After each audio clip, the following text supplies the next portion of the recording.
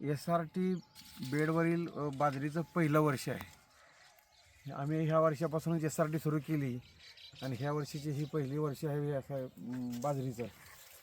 आणि समाधानकारक असं हे पीक आहे, कारण अवर्षण परिस्थिती आहे, दुष्काळ आहे, पाण्याचं नियोजन नाही, तरी पण बाजरी बघण्यासारखी आहे.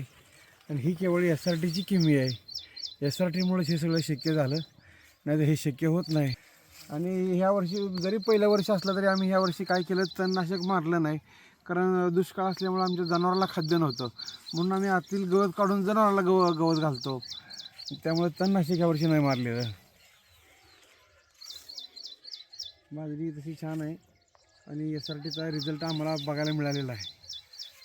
ह्याची दही, ह्याची डोळा देखील असा हा अनुभवाचा सोहळा. असं चांगलं SRTनं आम्हाला चांगलं बळ दिलं आमच्या